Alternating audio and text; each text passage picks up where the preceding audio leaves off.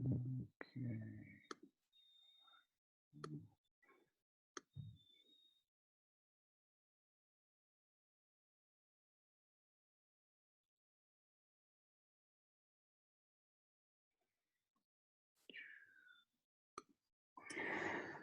Welcome, everybody, to another episode of the Good Deeds Note Investing podcast. Got a COVID-19 special today, which we're going to talk about the loan closing and boarding process. And this is something I'm in the process of going through right now, and I've been down the road and through this a few times in the past, needless to say. And it's one of the things that I find that is not a lot of information and training out there on this, and it's very important to understand this process because a lot can happen and there's a lot you should be aware of during this. So awareness is, I think, the biggest priority and focus that I want to talk about today. So just trying to get my slides working. Okay, that's a fail, not working. So a few things about me that we can talk about. I, as many of you know, co-host the Good Deeds Note Investing podcast with Gail Anthony Greenberg, who Gail is on a small little hiatus recently as she's trying to get some of her renovation properties taken care of and completed. So I currently manage portfolio over about 200 active notes. I know Shante was on here earlier. Madison managed about half that portfolio for me, about 100 of those assets. Background, people ask, how did I get involved in notes and so forth? I graduated college with a civil engineering degree and was in construction real estate development for 20 plus years, and realized with the wife and kids and family, we had done 2 fix and flips, and actually they're burrs, and ran out of time really with the kids and everything, and trying to look at properties, and being located in Washington, D.C. made it very, very challenging. So I came across notes on Bigger Pockets. And since that time, that was in 2016. Like I said, amassed a pretty decent portfolio. During this time, I also went back to school, got a master's in real estate finance, which I would have finished this last semester if it wasn't for what we've got going on right now. So I've got my one last class to take, which is actually for my thesis on it. It's writing a business plan for note investing and raising money for a fund. So should be a fun little project. And for me, well, my goal is to educate, people in the note space from making costly mistakes. I'm, not looking to be the biggest. I'm not, looking to amass some humongous training program and rate, and basically charge people oodles of dollars to learn notes. I think notes is a combination of experience and, just a lengthy process. And I find it very difficult for anyone that teaches notes to really have any type of, decent formal training process that's probably less than a year, because it's very difficult, process to do. And one thing that I was heard last week, and I put this little quote down at the bottom is, you cannot prevent lawsuits, but you can prevent losing lawsuits. And that, I saw that and just started laughing, because I know a lot of people talk about, oh, there's nothing you can do about getting sued. Well, that's true, but there's a lot you can do about to how, not losing lawsuits. So, and one of those components is, doing the right thing and making sure you understand what you're doing. We're going to talk about a little bit about that today with this boarding process. So enough about me. Let's roll right into the boarding process itself. So typically, and this happens a lot, your bid's accepted. Now what happens? I don't know how many times I get an email or phone call from people that say, yeah, all excited, I got a bid happen, but I took all these training courses and nobody told me what to do after you get your bid accepted. I got the boarding process, what happens, what do I do? And I did a webinar like 3 years ago on this that was pretty basic and generic. And during that time, I'd probably bought 20, 30 notes. And now, based on, having been through this and seen a lot of things and lessons learned that can happen, it's just something, I wanted to go out and share, because I know a lot of people out there during this time are looking for some more education, and I wanted to provide it. So here is a fancy slide I put together about the process itself. And it rolls through. The first thing you should do after you get your bid accepted is, I call it data input. And it's inputting all the information into whatever system you're going to use to manage your notes. And we're going to talk about that later, because that's very, very important, especially as you start to grow. You should definitely want to make sure that you have whatever system you use. And I've switched from system to system to system, from using Excel to trying to use Infusion software. And now I've bitten the bullet and use the mortgage office, which is what a lot of servicers use. And it is damn expensive, but I'll tell you, it covers every basis for everything you want to know. So that's the first thing, making sure that you take everything. And we'll talk about what that everything is a little later on. The next is communication. And what I mean by that is making sure you're providing the pertinent information to the seller. And again, we'll talk about all of these, but you bought it from the seller. You need to, who's your servicer, make sure the right entity, all the information that you are going to need, just for them to go to the next step, which is execute the contract. And this is very important, because you need to review before you execute the loan sale agreement. I don't know how many people just sign loan sale agreements without reviewing them. And my rule of thumb, which we'll talk about, is, first time I ever buy from someone, that loan sale agreement goes right to my attorney and basically says, okay, what's in here? What are the gotchas? And I would bet I could probably count on one hand the number of other people who send loan sale agreements to their attorneys. So, from that step, once you actually review it, sign it, you fund the deal. And getting from the bid phase, bid accepted, to funding the deal, basically, there's a process involved, especially, once you do your due diligence and get that completed, even to get the loan sale and everything, you say, hey, I'm good with due diligence. There's still a few days process this all takes. And again, we're going to go through all of this. And the biggest and most important thing that I see people failing to do is thinking that they are driving the Tesla during this process, and that everything just takes care of itself. Well, that is the furthest from the truth. And I don't care what anybody tells you. That is a complete hoax. You need to manage your servicers. You need to manage the seller. You need to manage your third-party vendors. You need to manage yourself in this process. So this is a very, very, very important thing to understand. So, and someone asked if this is being recorded. Yes, I record every webinar, so people don't have to ask if these are recorded. I'll tell you if it's not recorded, and it's typically only not recorded when I have sensitive information. Okay, so let's talk about the first component, which is your initial data input.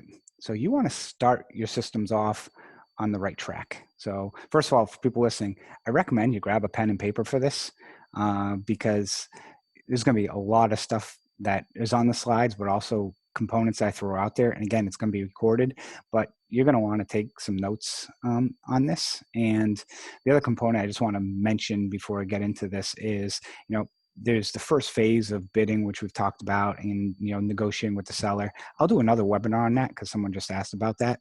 But this was something that was just stuck in my head, and I just spent one night putting all this together. So I will make sure we cover the full gamut of processes. So from there, so for this data input, it's really important to start your systems off on the right track, because when you have one or two notes, you may think, it's not a big deal.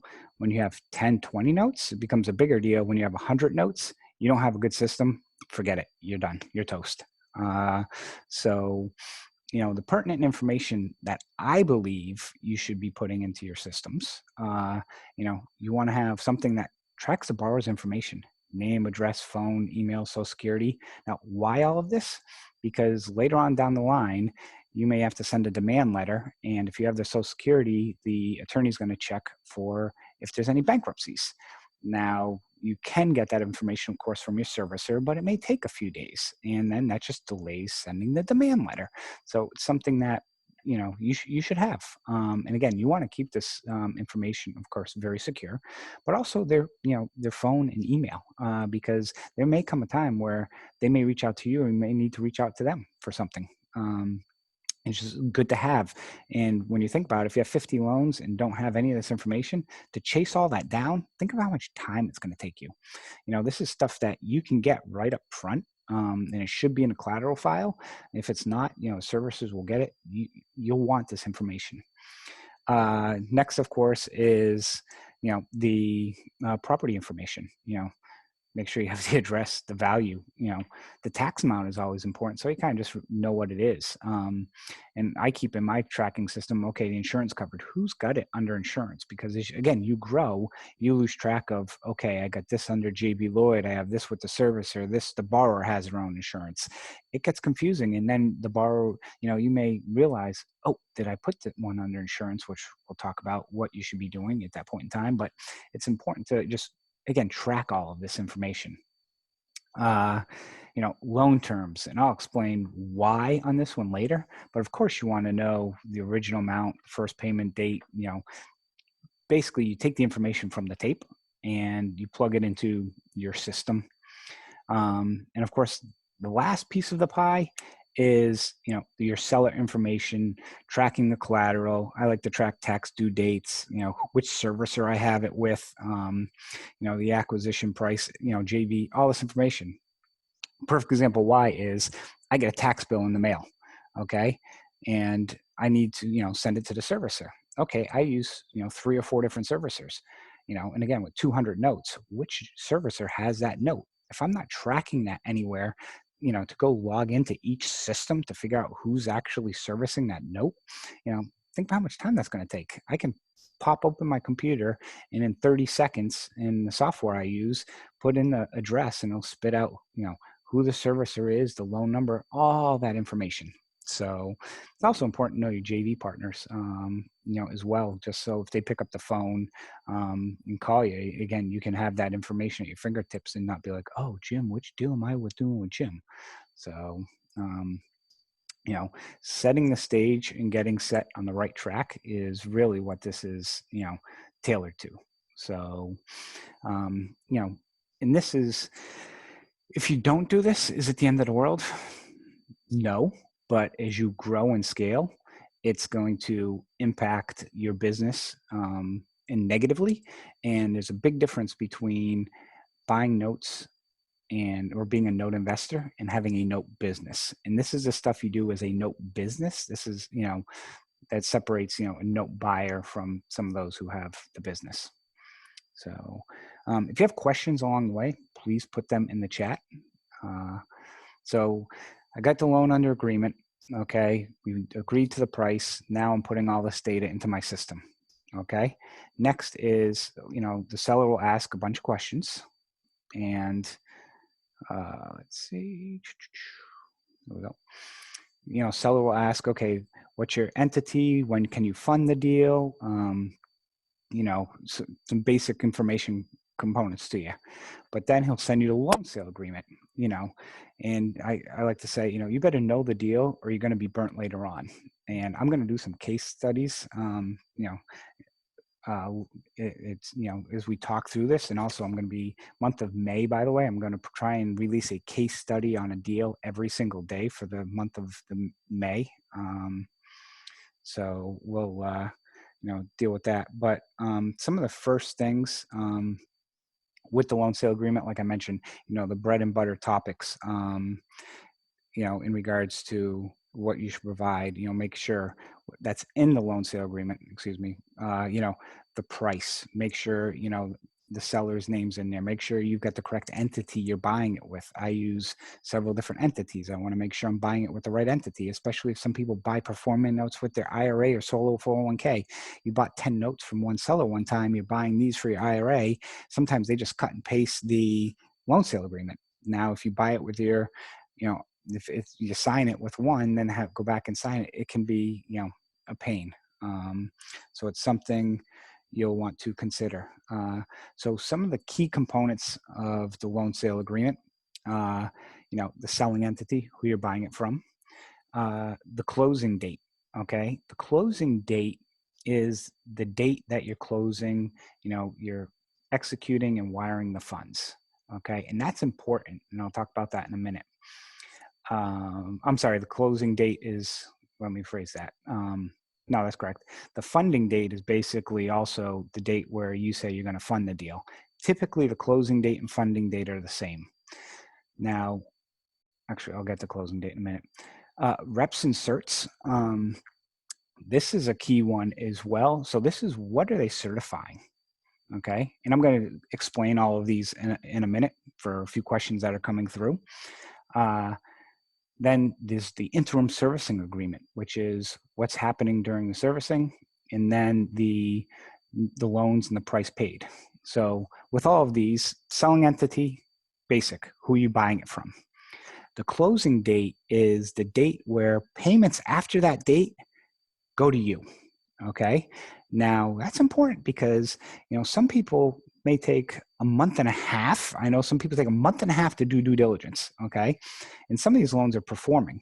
And if today is April 15th, happy tax day. If somebody said, hey, I'll give you $10,000 for a note, fine. And all of a sudden come May 1st, they try and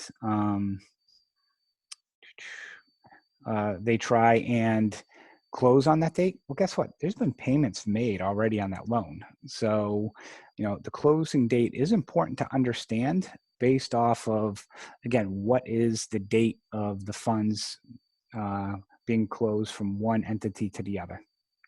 And typically, it's a funding date. Early on, I tried to get the closing date the day my bid got accepted, but typically every seller rejected that. I still try.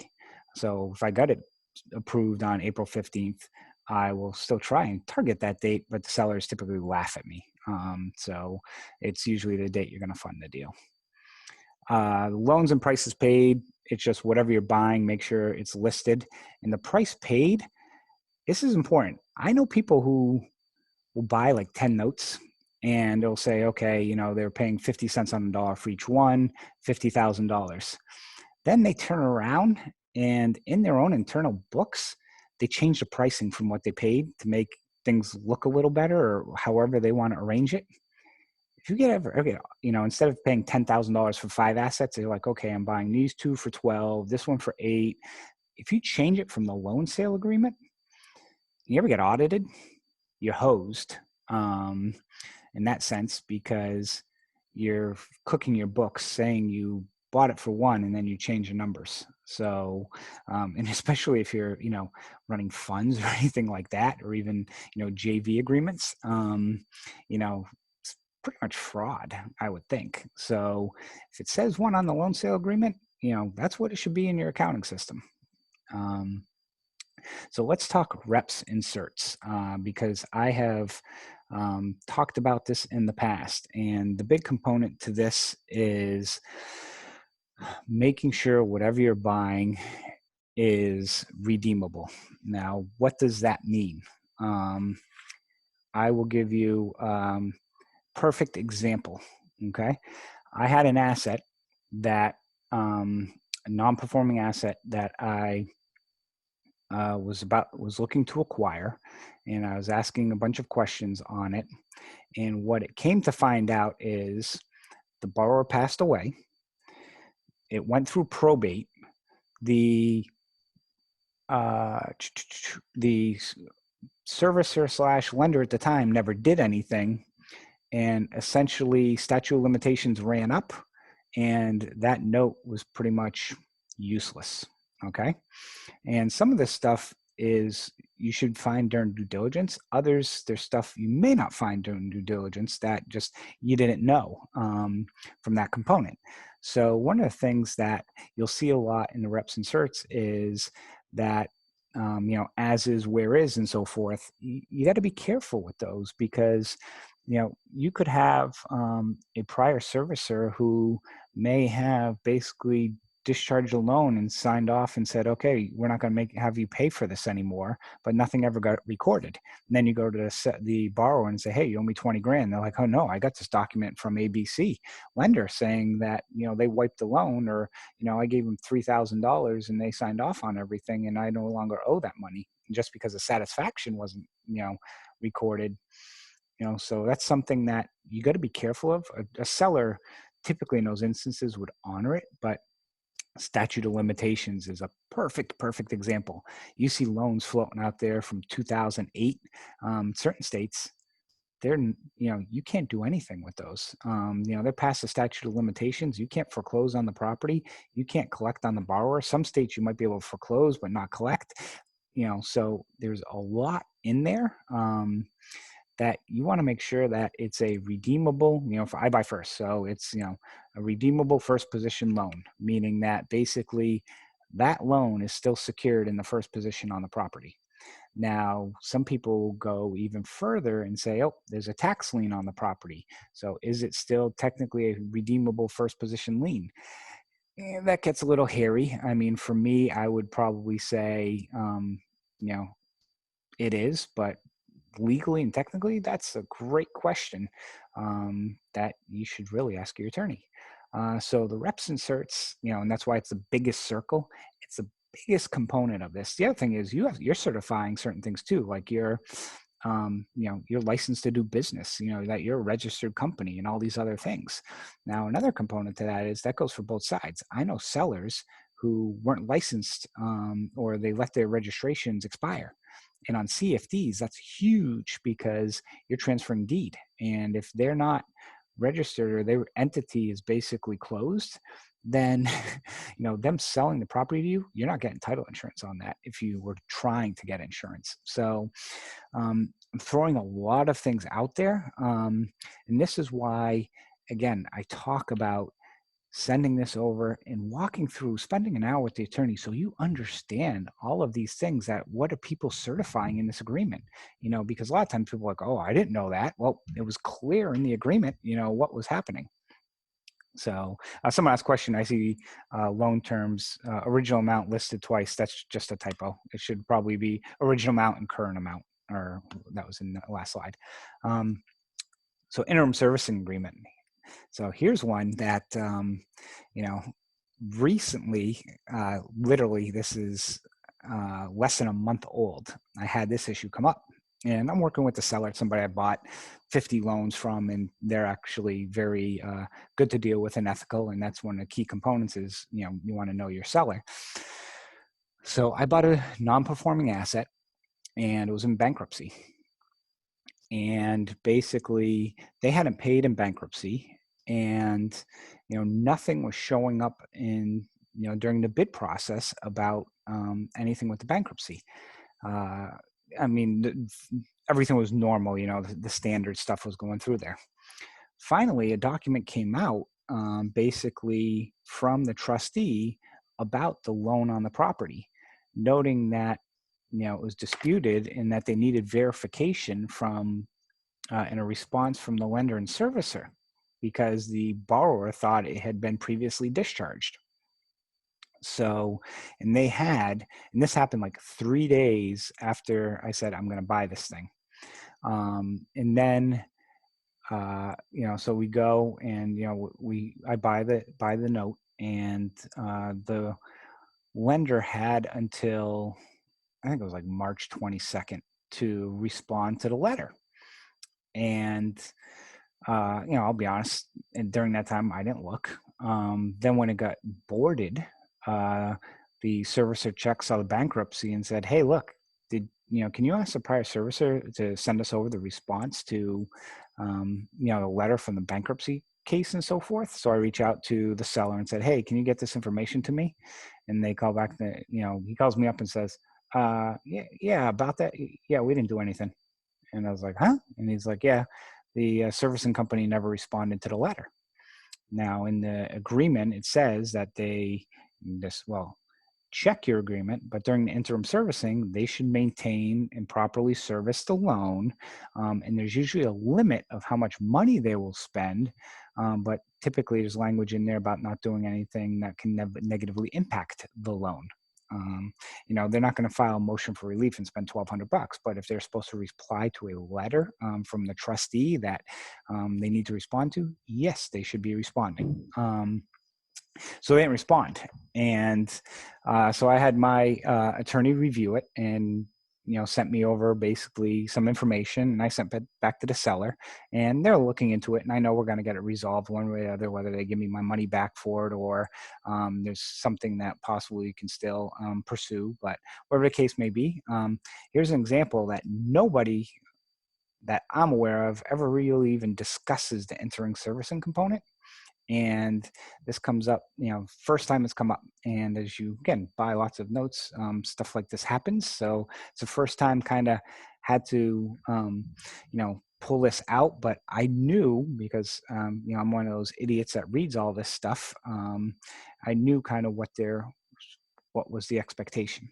So, a lot of information that I threw out there. And one last thing I just want to mention on this slide is, when you execute your loan sale agreement, try and fund the deal the same day. Don't fund before you sign the deal, by the way, but don't execute on a Monday and be like, oh, I'm going to fund next Tuesday, because sometimes the dates will get, screwed up in regards to the closing date, because typically there'll be a note in their closing date as the date funds are received, and you may think, oh, I dated this on April 15th, but I didn't fund till April 20th. Person pays $1,000 on April 18th. Guess what? That goes to the prior seller. So a lot of information. I hope you could digest it. Are there questions? Brian Gallagher is who I use as my attorney to review this stuff like that. So he is a real estate attorney who does foreclosures. He has a lot of larger clients who do notes. He does all my contracts. He's written my PPMs. He's written my JV agreements. He's written every legal document that I have. Basically, he has reviewed and written, or had some, at least a review of it. I mean, even my loan sale agreement that I sell to people, I had him write for me. Okay, so you had your attorney review the loan sale agreement. You've gone through it. You understand it. You wire that money. Now the fun begins. So now we're managing the boarding process. And this is very critical. And as I mentioned early on, this process, it'll be in the contract, the loan sale agreement, what the transfer date is. And it's usually about 4 weeks out. So it's in there, but I like to remind people, this doesn't happen overnight. This doesn't happen in a week's time. There is a process that happens. So you wire the money, okay? Typically either within the loan sale agreement or, that day or next day, the seller will be like, okay, who's your servicer? And if you're using different servicer for different loans, you need to send them all that information. So they're going to want to know, who's your servicer? Where do I send the collateral files? Okay, so those are two big things that you need to make sure. Now, when you send them to your servicer or the person with collateral file, make sure you have an agreement in place with them already, because if not, it will delay the process. So I think I saw Shante on here earlier from Madison Management. If you haven't signed up with Madison and you say, that's my servicer, they don't work, for, out of generosity. They have, they can get in trouble for doing stuff without agreements in place. You need to have the agreement in place. That's just one part of it. One, not two. The second part that you have to have is when you are buying the loans, you need to let the service know what you're buying as well. So perfect example, I'm buying 10 loans. I sent to the servicer, hey, here are the 10 loans. Guess what? The seller only sends 8 goodbye letters. If you didn't send anything to the servicer, they're like, oh yeah, a month later, okay, your 8 loans get boarded. And that's like, whoa, I bought 10 loans. Well, I only got 8. So you just lost a month. So you want to have your agreement in place with your servicer. When you close, you should have already filled out the paperwork that your servicer requires that shows what you're boarding. You should have the name, the address, and you should send them the collateral. Now, you may not have the assignment or the deed, depending if it's a contract for deed, to your entity yet. That typically may take a week later, but at least you send it to them so they're aware that it's coming. So when it comes, they know, oh yeah, this is Chris's stuff, because contrary to popular belief, you are not the only person that servicer, you're not the only client for that servicer. They get hundreds of loans a week, I'm guessing, that are coming in the door or leaving the door. They have no clue whose 123 Main Street coming from XYZ servicing is if you didn't notify them. It will just sit in la la land in a bucket being, whose loan is this?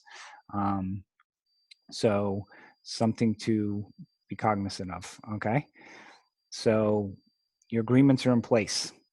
The seller servicer will send a goodbye letter, okay, which is like, hey, goodbye, we're not servicing. That's why they need the name of the new servicer, because your new servicer is ABC.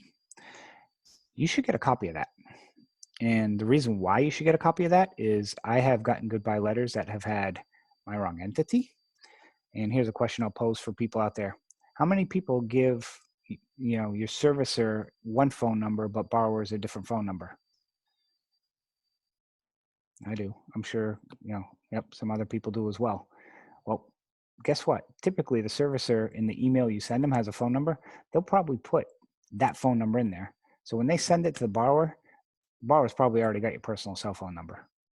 So you want to make sure you review it, because even though you gave them a different one, they may just look at the email and say, oh, they put that one in. Same thing if you use different addresses, your home address versus personal address versus a P.O. box or another address. So you want to review the goodbye letters. Okay. And the servicer that you're using also reviews them and they approve them. The seller, they'll mail you a collateral file. Again, they don't mail it the day after. Some do actually, which are very good, but typically it's a week to 2 weeks later, because they will create and send it as one package along with the assignments that you need. So you'll get that. Now the question is, again, what are you doing? Are you sending it off to KDK, Erica, to record for you? Or are you sending it off to Metasource or Richmond Monroe? Where is it going? And do you have that agreement in place? I think everyone that I know I've spoken to lately, the collateral, documentation, recording has been the biggest challenge for most people the last 6 months in getting information and getting it recorded. I know for me, it's been a nightmare, and I've sold stuff that I still owe the person some collateral because the company I use has dropped the ball big time in certain aspects. And some of it's my fault too. I've screwed up as well. So, be cognizant of that. And the other thing too, with the transfer docs, sometimes it's better to use a third party because, Window Rock, John Keith, a lot of us have bought stuff from him. CFDs, they use the same freaking deed no matter what. North Carolina, you have to have what's the tax amount on the deed. In certain states, you need a P-tax form. In Illinois, Indiana, you need an SDF. They don't send any of that unless you ask for it. So that's why it's important sometimes also, for the transfer docs to have a professional looking at those for you. So, let's see, final loan data. So this is one that I'm guessing if I had 3 people on this webinar right now say they asked for the final loan data, I would be shocked. And if you do, you get the star for the day. So what is the final loan data? So, next one's a transfer date, which is in the contract. And this is something that you want to constantly manage a seller servicer on, making sure with your servicer it's transferring. But final loan data is the final information basically on the day of the transfer that goes to your servicer. So let's say you bought a note March 30th, transfer date is April 1st. Okay, if the borrower's payment was due on April 1st, what do you think happened between March 30th and April 21st? Borrower made a payment. Who'd they make the payment to? They made it to the seller servicer.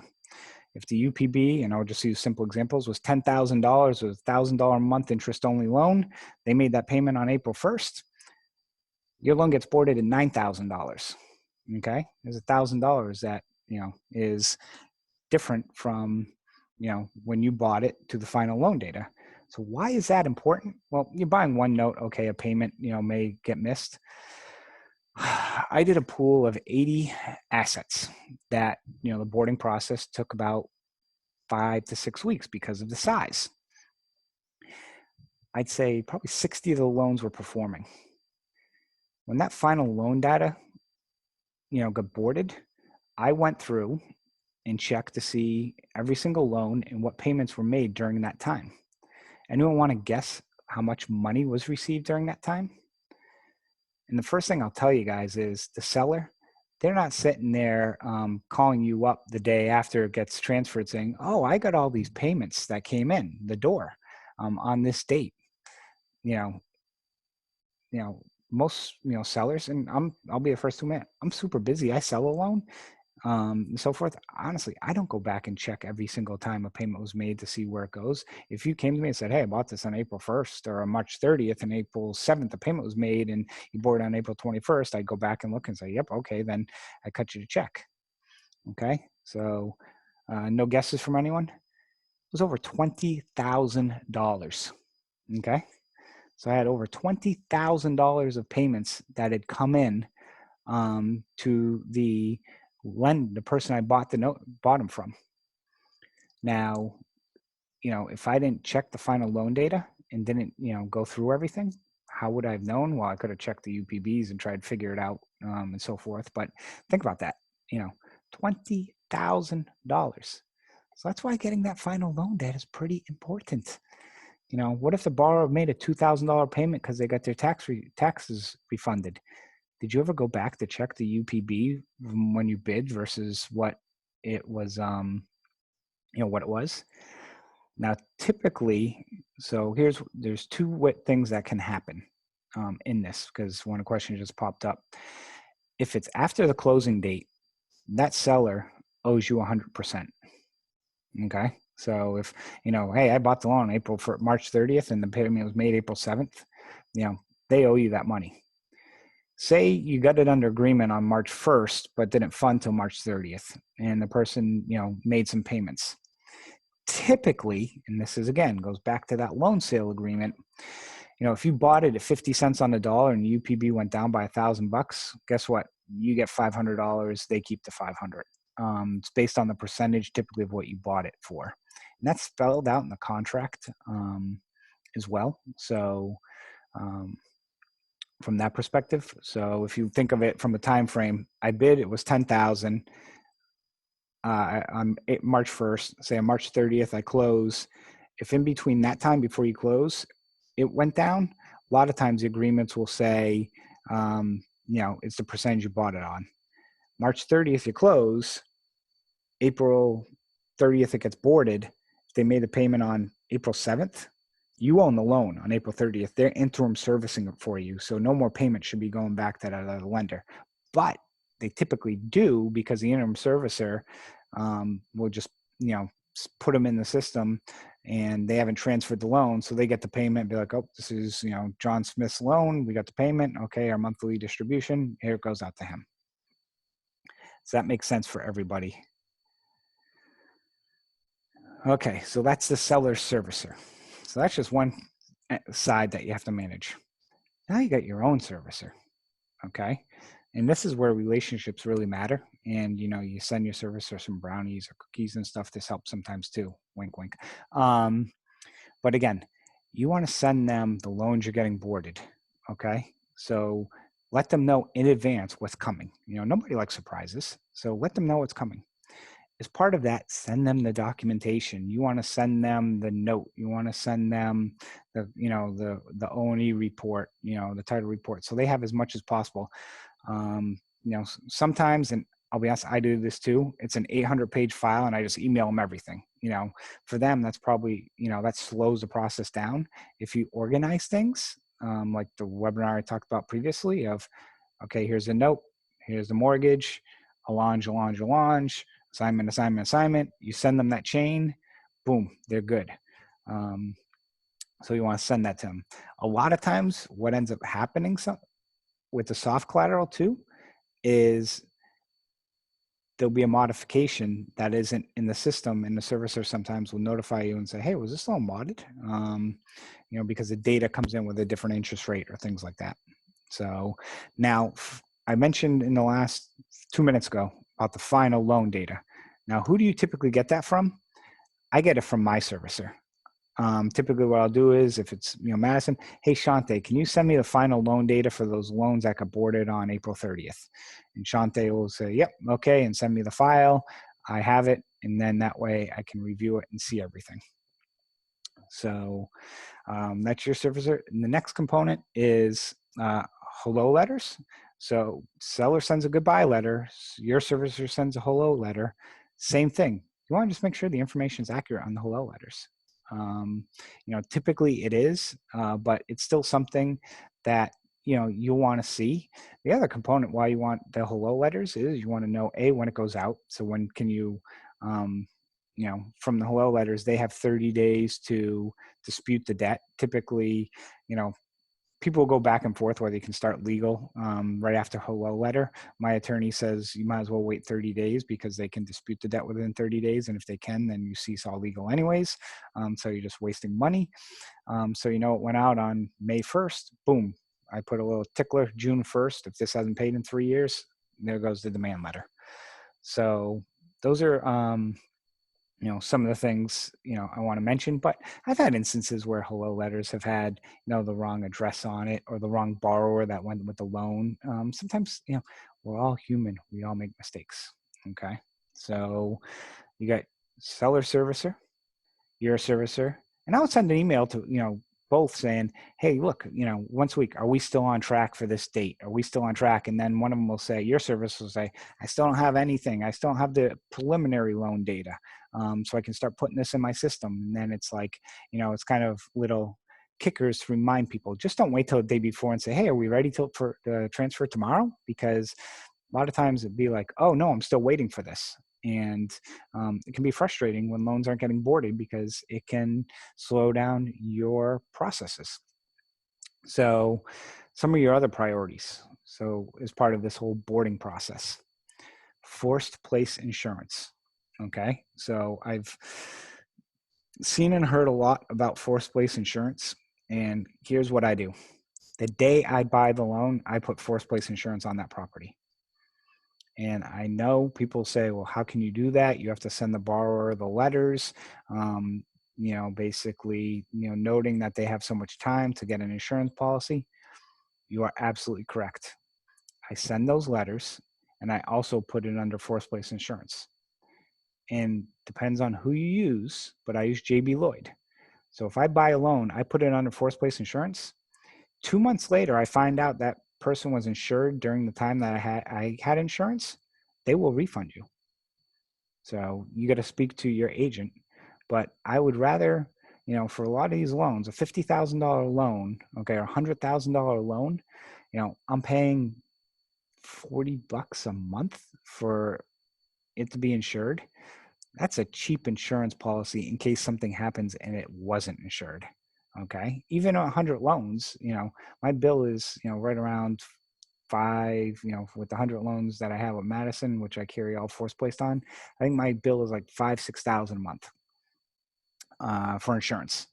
And, if there's some insurance on those, I go back, I put it in, but you want to insure that property on the day you buy it. Okay. But you still, again, want to, there's specific letters you have to send out as well, which if you go to 70investments.com/freebies, I have those letters templated there to send. Now, if you get your forced place insurance through your servicer, typically they'll do those letters, but you want to ask them if they are doing them. Okay. So think, just a note. So, besides, the loan component, you want to protect your asset. Okay, so that's one. Next is, document recording.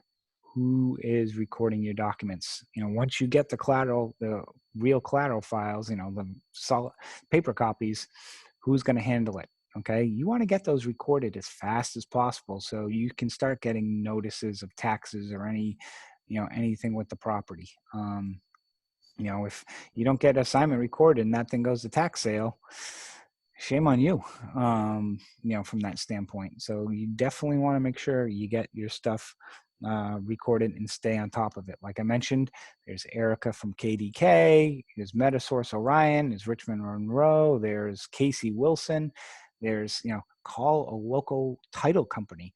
I actually, last week, Lake County, Indiana, has been open and closed. And, to mail stuff in can take 60 to 90 days. So I found a local title company who is across the street, called them up and said, hey, I need these walked in. Do you do this? They said, yes, it's $40 for, for the deeds, and it was $20 for the assignments for them to walk them in. I was like, oh, boom, thank you. Because I was paying $175. So $40 is a lot cheaper. And I've started finding in certain locations, title companies that basically be like, yeah, we of course like to do the closing and title, but if you have a few, they'll do that for you. So another component of one of your priorities. Last is, basically, what's your plan on this loan? Who's your workout specialist? Is it going to be the servicer? Is it going to be, a third party like Polaris? Is it going to be an attorney? Is it going to be you? Who is going to manage the outreach? And again, this goes back to your servicing agreement on the type of servicing you have, but this is something from day one. You should have that plan in place. You want to be proactive, not reactive on this. So this whole process, again, is very important. And, instrumental. And the reason why is, I've had, I could say probably if I added up between interim payments and everything, $100,000+ of money that I quote found during this process that had, that I needed to go get. It wasn't, if you just let this process happen and don't manage it and don't pay attention, if I didn't do that, I'd be $100,000 poorer today. Think about that. $100,000. That's a hell of a lot of money. And I was saying, Chris, how can it be $100,000? Okay. So let's talk about some of the common mistakes, and I'll explain some of these along the way. First common mistake people make, which kind of is tied overall process, is not knowing your seller and not doing due diligence on them. Like I mentioned, with the loan sale agreement, what is the name of their entity? Is their entity licensed? Is their entity registered? Are they still,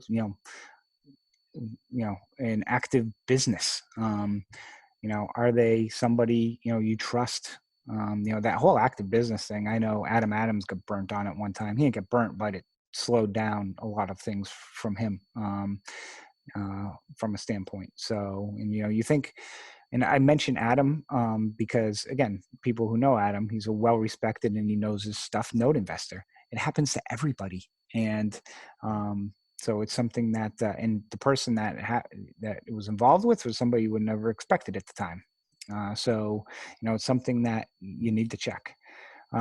This one is, I talk to every servicer and I say, okay, what's your biggest pain point or pet peeve? And this is always their response. One of two, which is not having the agreements in place prior to the purchase. They're getting stuff sent their way. They have no agreements in place. I've sold loans to people and they're like, and it was it, I'll say it was at Madison. They said, oh, we'll keep it at Madison. And 2 months later, I'll look and the loan's still in my portfolio and I'll be, pick from Shante, what the hell is going on? She's like, they still haven't signed the forms. And I'm like, okay. I'm like, I'm not doing anything with it. If, taxes or anything come up, whatever. But I mean, from my sense, I sold this thing and so on. And so that's probably one thing that, again, this goes back to being a note investor versus having a note business, is keeping your paperwork in order and everything organized. next is, kind of ties on to that, is not completing and sending the documents to the servicer which are required. Okay, say you have an agreement that you signed a year ago with the servicer. You buy 10 loans. Again, there's forms that they have. There's boarding forms you should fill out. Here it is. Here are the boarding forms that I've got. So here are the loans coming down the pike. So they know when I see the 123 Main Street, they've already got it in their system that, oh, Chris 70's got 123 Main Street. Oh, here's the file. So, when it's in their system, back to that data input that I talked about early on, they do the same thing. So they put all that data in. So when they get the information, they can finish it. So it's important to complete that, because if you don't, you're slowing down the process, and time is money, and you slow this process down, you're just you're throwing money out the door. And this is simple things that can be done that won't harm you. Next common mistake: not reviewing the loan sale agreement. This one, I'll tell you, everyone gets so excited that I've got a note on their agreement, I'm closing on this note, that they never read the damn agreement. Read your agreement. It's all good. It's all, fun and games until you need to pull something out in there. And then the seller comes back and said, look, this is what I sold you, or, as is, where is, and so forth. Yeah, but I thought taxes. Nope. Here it is. So be very, very careful. So that's why, again, first time you're buying from someone, have an attorney review the loan sale agreement. Another mistake: not signing and wiring funds, same day or within the same day. People, you sign documents and you don't have the funds in place, you're just going to ruin your reputation. If because a lot of times if you sign it and you're kind of waiting for the money, just be honest with the person. And basically be like, hey, I'm not gonna have the funds till Friday. So they send you a loan sale, say, hey, I'll just sign it on Friday. From that perspective. And also, don't wire the funds before you sign. Make sure you sign, because there is something with, I'm not sure what it is, but the agreement should be signed before you wire the funds. Of course, you would want that anyways, because technically you don't own anything. And you want both signatures. You want, typically you sign it. Sometimes the seller may sign it first, but you want to make sure you get both signatures before you wire those funds. So let's see, some other common mistakes: expecting the process to be done in 1 week. Yes, I've had many, many people be like, oh, what's going on? Is it transferred? No, and the date was in your agreement. And the other thing that's in a loan sale agreement is when you're going to send the collateral, which might be a month later, and person a week later says, where's the collateral? I need a collateral. I don't have the collateral. Be like, it was in the agreement, because again, for example, I have a third party. I don't know if you can hear that, but it sounds like something jumping up and down upstairs in my house, probably my 8-year-old. The documents, I use a third party to create all my assignments and deeds. Guess what? The day I sell it, they're not 20 minutes later. I had nothing better to do because, I think I'm the only client again, that it may take them 2 weeks to create those documents. It may take them 3 weeks. I've had some that took 4 weeks to create, and you're at the mercy. So that's one thing, again, to remember. So there's a high-pitched sound, maybe a tea kettle. I don't know if, do people still hear that, by the way? Because I don't hear it. So that's one thing that, again, expectations, it's in there. So from that perspective. So again, don't expect things to take a week. It takes longer. Not getting forced place insurance on day one. Again, I know people who bought an asset and, it got flooded. A hurricane came through 3 days later, destroyed the place. Oops, they didn't have insurance. Like I said, it's much easier to get reimbursed for the $40 or $80 that you paid than try and get reversed $40,000 or $80,000 for something that you didn't have insurance on. So think of it that way. Next, not sending forced place insurance letters if you're not using your servicer for forced place insurance. Again, I give this stuff away. You can take it. Sometimes I know some people may send their own little hello package saying, hey, I bought the loan. You should be receiving a goodbye letter from them, a hello letter from this company. Just wanted to let you know, kind of here's our understanding of what the balances are, and oh, by the way, if you have insurance, make sure you get to the servicer, but if not, basically, here's that letter. So, do I do it all the time? I mean, that letter, no. Forced place insurance letters, yes. Another mistake, not reviewing the hello and goodbye letters. It's just good practice. So you understand, again, reading those, you understand the process and what's in them. You learn so much just from reading a hello and goodbye letter. Like, oh, I didn't know this was supposed to happen or that was supposed to happen, especially for newer investors. Highly, highly recommend. Not performing weekly check-ins to keep things on schedule. Yes, if, again, you bought a loan today and it's transferring on May 7th, don't on May 6th say, oh, we all set for tomorrow.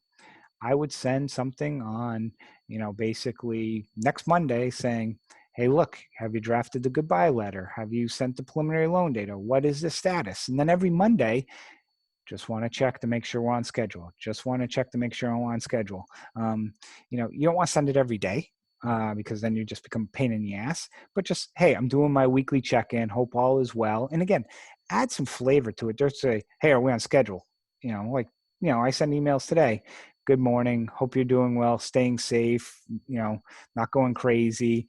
I just wanted to check in to see, are we still on schedule? Is there anything you need from me? Okay.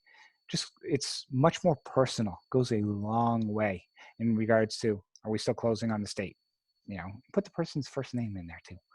So, just check in weekly. And again, that's part of managing. You just can't think the Tesla. Again, this isn't a Tesla that is just going to self-drive itself. You need to take the steering wheel and drive that car to the finish. Okay, here's the money mistakes is what I call this. Okay. Checking UPBs. Okay, this goes along with the final loan data. Like I mentioned, you get a bunch of loans, or this process takes a while. The other thing, other two, bankruptcy. Sometimes trustees may send money in bulk. They may pool for payments together. That money comes through the door and went to the other servicer. Did you go back and check? I know most people are on here saying, oh shit, I never gone back and checked all that stuff. So now you should know. Okay. Next one is, Shante is probably going to start slamming her head if she's still on against the table right now. Escrow information. Okay. Depends on your servicer. It's your responsibility to chase down taxes. Oh, she says she's here. The tax information, the insurance payments, you got to get that to the servicer so they can run the escrow analysis for what the escrow is. If you don't send that to them, they'll board the loan. It might not have escrow on it. And then the borrower whose payment was $600 may only be paying $400 right now because not paying escrow. And guess what? All of a sudden it's like, why isn't there escrow? And you're putting all this money out of pocket for insurance and everything, and you want to get paid. Service is going to come back and say, yeah, we didn't pay taxes because we didn't have a copy of the tax bill. And oh, lo and behold, what also happens is once those taxes go delinquent, they won't take the escrow funds to pay the delinquent taxes. You got to pay it out of your own pocket. So just, poke me in the eye and kick me in the groin. But at the end of the day, guess what? It's in your contract with that servicer that they say it's on you. So this is one of the things that, I get frustrated with, and, I'll, yell at Madison sometimes. It's like, God damn it. Why isn't this the case, and so forth. And, deep down inside, I'm like, oh, I probably shouldn't have yelled at him. But very important, again, Tesla, grab the steering wheel. You got to provide this. Okay. This one does frustrate me.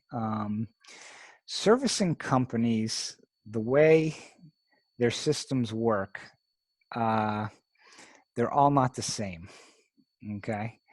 And you want to make sure that when a loan gets boarded, the advances and everything make sure everything is clean. Okay.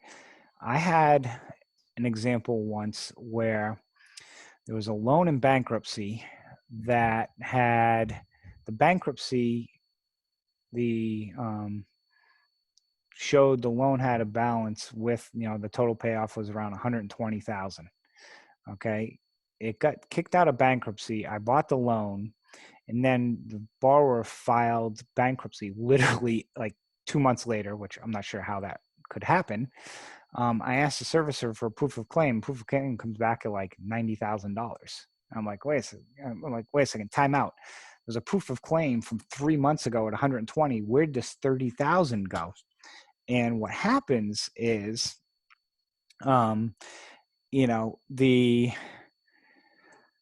way one servicer reports it versus the other, it can be conflicting information or it's not very clear. So the way, and again, the servicer, you know, is going to interpret it in a way that they're not making sure they're, you know, breaking any laws, of course. And if it's something that, you know, isn't clear cut to them, you know, they'll do, you know, they do what the information tells them. So one of the things, again, you go back to that final loan data that you get, you can cross-reference that, because sometimes a servicer makes a mistake, people. You know, you make mistakes, I make mistakes, we all make mistakes. Mistakes happen. So one thing to try and avoid this sometimes is to ask for a payoff as well. But you also have to remember, you know, one servicer may, you know, let's take Ohio, for example. One servicer may have put in legal fees in Ohio in the payoff. Well, guess what? You know, you can't recover those, you know, in certain aspects in Ohio. So what's right, what's not, it's a complete cluster, okay? And when I put in a service company accounting for advances, you know, what I mean by that is you need to just double check the payoff. If you know the prior seller, you know, has paid taxes last 3 years at $5,000 a pop, and it goes to a new servicer, you want to make sure, oh, by the way, you know, they paid these taxes. I don't see it. Can we look into this? Or better yet, if you have that final loan data, you highlight the cells in yellow and say, hey, these advances were made. I don't see them. Okay. You know, I've had one servicer who I no longer use had it was close to $100,000 in advances that were missed. So, you know, again, you asked me when I said earlier, you know, over $100,000 of money I could be poorer because of this. I think it was about 80 something thousand. Okay, there's 20 something thousand on the payments that were made.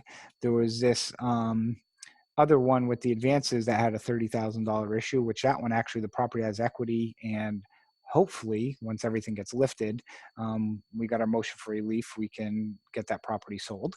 So you add all that up, you know, again, that's over $100,000. So there it is. That's, you know, if, you know, somebody wants more proof, I'd be happy to send to you. And the last thing I had on here is getting documents recorded in a timely manner. This has been a challenging process, but two things. One is you want to make sure when you sell a loan that the person records their documents in a timely manner. And when you get stuff, you get it recorded in a timely manner. I'm, you know, going auditing my stuff right now. I still got stuff from December that isn't recorded, you know, and why? You know, several reasons. One is, the seller didn't provide proper documentation, so I'm chasing them down. Okay. Others, you know, just, you know, county slowness, everything. Just so, you know, you want to just make sure you get things recorded in a timely manner from that perspective. So I did a lot of talking. So questions, people, somebody's got to have something. So I do want to say thank you for watching today. I hope this was informative. I was trying to just open up the chest, pull everything out that I've experienced as part of this boarding process. You know, if this is overwhelming, the basics to think of is, and again, I can make these slides available. You know, if you go back to the blocking and tackling, it's just, you know, do the simple things of take your time, you know, do things right, don't rush, you know, put the data in, make sure you're communicating. Communication, you know, you hear that throughout this, you know, make sure you're communicating, make sure you're reviewing things or you have a professional review it, okay? And then, you know, you fund the deal. And then the biggest component is, you know, once you fund the deal, people think, oh, I'm done. You know, I wipe my hands clean. I get the next 3 weeks off and it's slow and boring. No, it's slower, and it's not sexy or exciting, but I just showed you how much money could be lost. You're never really making money during this process. It's, how much potentially you could be losing, because you don't make money while you're waiting in limbo, but you can absolutely clearly lose it. I hope I was showing people that today. So let's see some questions. Is Polaris a workout special or just servicing company? So Polaris, first off, I'm not sure. I'm assuming they're still in business. I haven't used them in a while. They are a non-profit agency, and one of the benefits for them is because they're a nonprofit, they can start some of the, once the goodbye and hello letters go out, they usually can start calling immediately. Where again, you should have your attorney wait 30 days, where they can try and start sooner. You would use Polaris instead of maybe your servicer, and it's completely up to you. But I haven't used them in a long time. Actually, I should probably give Andy a call over there and see how he's doing. But when I used them, they were great. But right now, for the most part, I do a lot of my own workouts. Let's see. Oh, you're welcome for sharing that experience. Okay. Good. Well, I'll stay on for a few more minutes to take any other questions at this time, but I do want to thank everyone for joining me for this episode of the Good Deeds Don't Investing podcast. Again, if you want more information, gooddeedsnotinvesting.com, 70 investments /freebies. We give away a ton of free information. And also, if you're on Facebook, I highly recommend you join the Notes and Bolts from the Good Deeds Don't Investing podcast Facebook group.